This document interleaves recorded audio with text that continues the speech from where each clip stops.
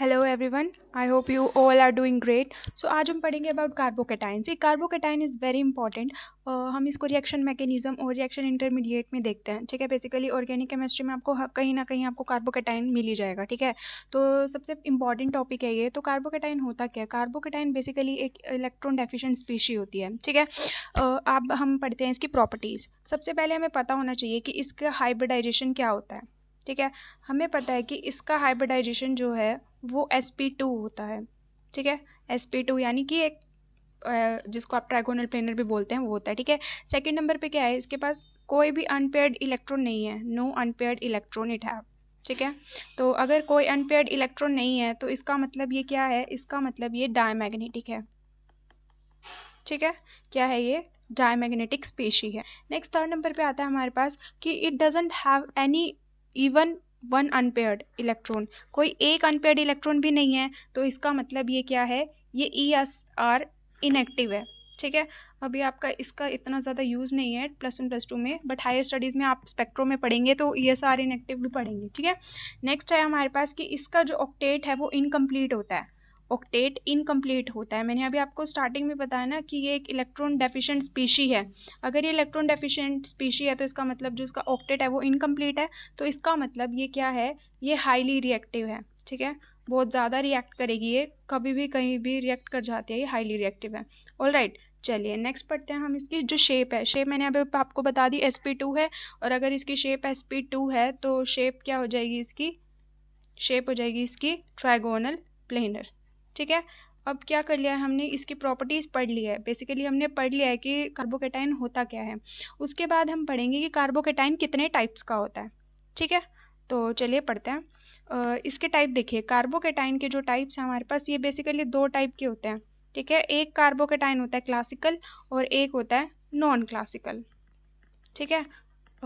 So one is classical and another one is non classical, ठीक है। दोनों ही important है ये। चलिए, क्लासिकल कार्बोकेटाइन क्या होता है हमारे पास? क्लासिकल कार्बोकेटाइन के पास 6 इलेक्ट्रॉन होते हैं, ऑलराइट। और ये क्या होता है? ये sp2 होता है और वही 120 डिग्री इसका एंगल होता है और ट्राइगोनल प्लेनर वही इसकी शेप होती है, ठीक है। एग्जाम्पल आप देख सकते हैं इसका CH3+, ठीक है, और Cr3+, ठीक है। कोई भी आपके पास अल्काइल ग्रुप्स लग सकते हैं इसके साथ, ये सब चीज़ें होती हैं, ठीक है। और अगर हम नॉन क्लासिकल देखें, नॉन क्लासिकल में होगा क्या हमारे पास? नॉन क्लासिकल में होगा 8 इलेक्ट्रॉन होंगे कार्बोकेटाइन के पास, ठीक है।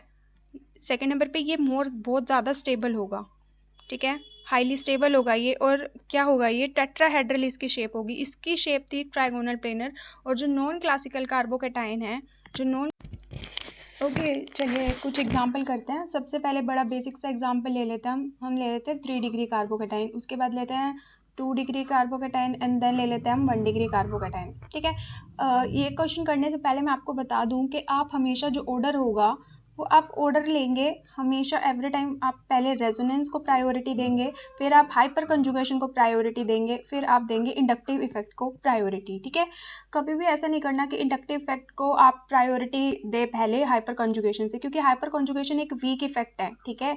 ये कौन सा इफेक्ट है? ये वीक इफेक्ट है, और जबकि एक माइल्ड इफेक्ट है, ठीक है। हमेशा आप क्या करेंगे? हाइपर कॉन्जुगेशन को देंगे अपनी सबसे फर्स्ट प्रायोरिटी। ओके, चलिए ये हमारे पास 3 डिग्री कार्बोकेटाइन, ये हमारे पास 2 डिग्री कार्बोकेटाइन, और ये हमारे पास 1 डिग्री कार्बोकेटाइन। अब आपको करना क्या है?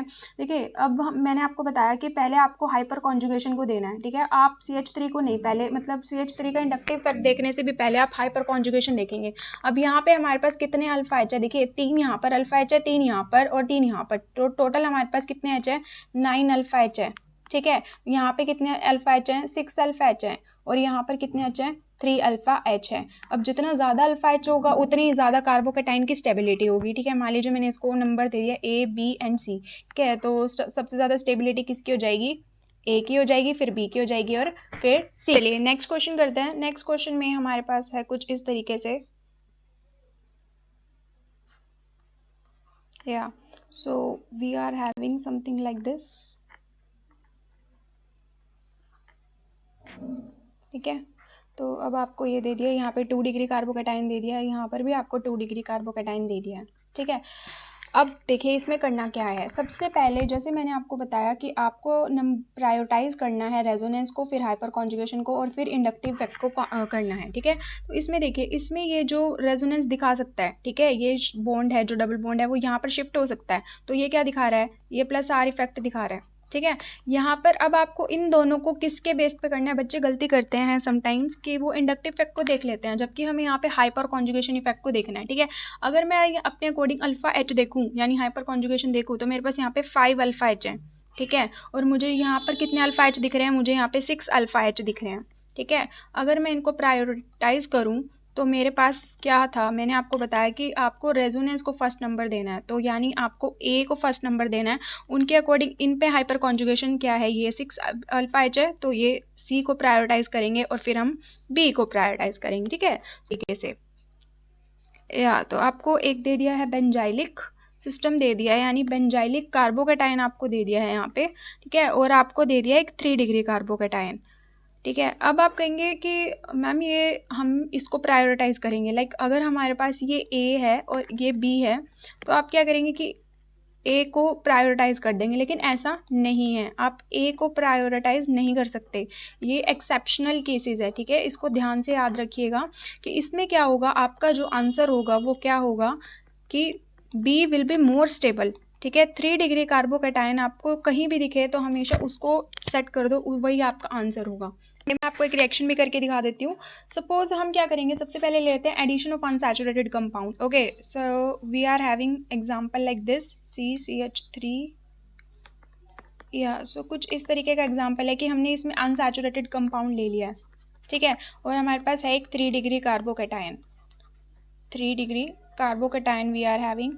सो अब क्या करेंगे हम इसमें CH3, देखिए जब भी आपको पॉजिटिव चार्ज है, जब भी आपको डबल बॉन्ड दिखे तो कभी भी मत चूकिएगा, हमेशा इसके ऊपर रिएक्शन इसकी करवा दीजिएगा, ठीक है। तो हमारे पास क्या आएगा, अभी मैं आपको करके दिखाती हूँ। ये आ गया CH3 C CH3, यहाँ पर ये था, एक तो प्लस था एक माइनस था, ठीक है। नेगेटिव जब यहाँ पे पॉजिटिव पे अटैच होगा तो आपके पास होगा क्या, यहाँ पे आपको मिलेगा CH2 and that will have your like yes, तो ये 3 डिग्री कार्बोकैटायन आपके साथ यहाँ पर जाकर अटैच हो जाएगा, ऑलराइट। तो अब आपको क्या करना है, ये जो पॉजिटिव चार्ज था ये यहाँ पर ट्रांसफर हो जाएगा, ठीक है, यहाँ पर ट्रांसफर हो गया हमारा पॉजिटिव चार्ज। तो अब आपको क्या करना है इसके साथ, बस ये आपका 3 डिग्री का यहाँ पर भी क्या 3 डिग्री कार्बोकैटायन था, यहाँ पर भी 3 डिग्री कार्बोकैटायन था, तो हो गया। तो यही हमारी एडिशन ऑफ अनसैचुरेटेड कंपाउंड है।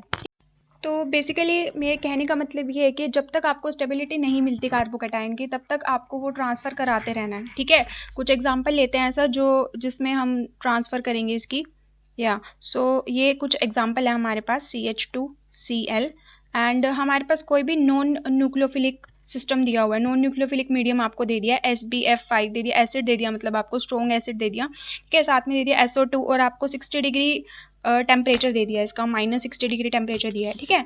अब आपको क्या करना है, हमें पता है कि जो F5 है ये क्या है, नॉन न्यूक्लियोफिलिक है, ठीक है। अब कार्बोकैटायन इज फ्री और so number of maximum possible arrangement will take place, ठीक है। तो अब हम क्या करेंगे, जो ये है वो Cl को ले जाएगा अपने साथ, ठीक है। तो हमारे पास यहाँ पे क्या बचेगा, हमारे पास यहाँ पे बचेगा कुछ इस तरीके से CH2 एंड प्लस, या सो ये आ गया हमारे पास 1 डिग्री कार्बोकैटायन। हमें अच्छे से पता है कि जो हमारे कार्बोकैटायन की स्टेबिलिटी होती है वो होती है 3 degree, 2 degree and then 1 degree, तो 1 डिग्री इज लीस्ट स्टेबल। अब हम क्या करेंगे, हम क्वेश्चन को यहाँ पर नहीं छोड़ सकते, अब क्वेश्चन में हम रिएक्शन यहीं से नहीं करा सकते। अब हम क्या करेंगे कि हमें एनी हाउ इसको स्टेबल बनाना ही होगा किसी भी तरीके से, लाइक ये 1 डिग्री है, ठीक है। मान लीजिए आपको जो देखिए जो इसके साथ होता है उसको हम अल्फा मान लेते हैं, ठीक है, और ये क्या है हमारे पास, ये क्या है बीटा एच है, ठीक है। तो अब हम क्या करेंगे, हम अल्फा बीटा करवाते हैं इसका रिएक्शन में, क्या कैसे कराते हैं मैं आपको बताती हूँ। जो अल्फा और बीटा होता है उसके बीच का बॉन्ड ब्रेक करा देते हैं। अल्फा पे आप क्या करेंगे, जो पॉजिटिव चार्ज होगा वो अल्फा पे ब्रेक हो जाए, अल्फा पे आ जाएगा, और जो एच होगा बीटा एच होगा वो क्या होगा, इसके साथ जाकर अटैच हो जाएगा, ठीक है। तो सोल्व करके कंप्लीटली हमारे पास क्या आ जाएगा, देखिए हमारे पास आएगा CH3 और यहाँ पर क्या आएगा, पॉजिटिव चार्ज आएगा। अब देखिए हमारे पास पहले रिएक्शन में क्या था, हमारे पास यहाँ पे 1 डिग्री कार्बोकैटायन बना था, यहाँ पे 1 डिग्री कार्बोकैटायन बना था, और यहाँ पे कितना डिग्री कार्बोकैटायन बन रहा है, यहाँ पे 3 डिग्री कार्बोकैटायन बन रहा है। तो कौन सा ज़्यादा स्टेबल है, 3 डिग्री ज़्यादा स्टेबल है ना। तो स्टेबिलिटी का अगर मैं ऑर्डर लिखूँ तो स्टेबिलिटी का ऑर्डर है हमारे पास 3 degree, 2 degree and then 1 degree. तो ये हमारा आंसर हो जाएगा, ठीक है। तो अब ये स्टेबल हो गया। अब आपको जिसके साथ भी इसकी रिएक्शन करानी है आप बड़े इजीली इसकी रिएक्शन करवा सकते हैं, ठीक है। और एक और बात जो मैं आपको बताना चाहूँगी कि जो माइग्रेटरी एप्टीट्यूड होता है ना, किसी भी मतलब माइग्रेशन हम कैसे देखते हैं कि कैसे माइग्रेटरी एप्टीट्यूड हो सकता है उसका, तो उसका ऑर्डर जो होता है वो हमारे पास होता है कि सबसे पहले आपके पास आएगा H, then PH and then R, ठीक है। ये आपका ऑर्डर होगा। जब भी आपको देखना हो कि कौन सा एप्टीट्यूड होगा, कौन सा माइग्रेट करेगा, तो वो आपको सबसे पहले देखना है कि पहले H, फिर PH, फिर R। सो आई होप कि आपको आज की वीडियो काफ़ी इन्फॉर्मेटिव लगी होगी। So thank you very much.